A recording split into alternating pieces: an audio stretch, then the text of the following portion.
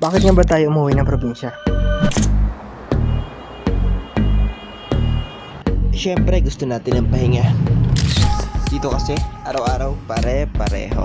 Pero thankful pa rin tayo kasi may trabaho tayo.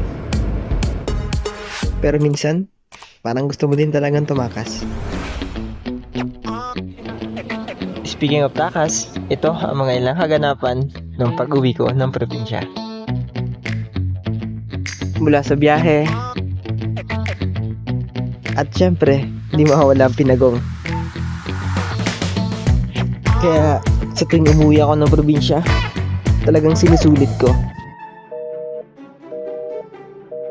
Sa probinsya, may isang lugar na hindi lang basta tanawin, kundi bahagi na rin ng ating pagkatao.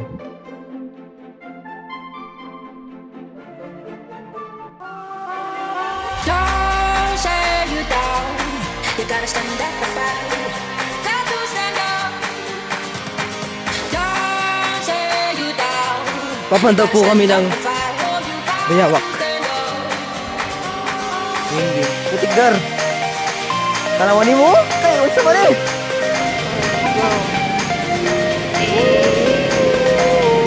What's up mga kabebe? Ayan. Dito kami sa Makapayat.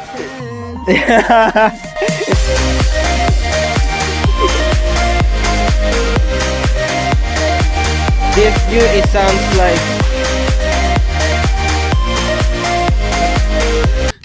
salamin ko.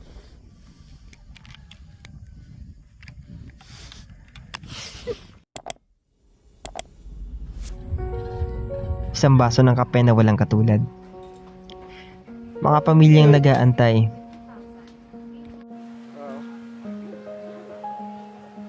Kasi pag nasa probinsya ka, anak ka, kapatid ka, kaibigan ka. Silang kami sa auto namin, guys. Mga tawanan na hindi pinipilit.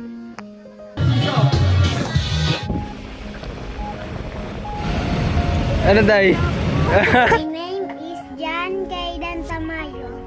Ang ganun kompleto, dali. Kasama ang mga taong alam mong tanggap ka kahit sino ka.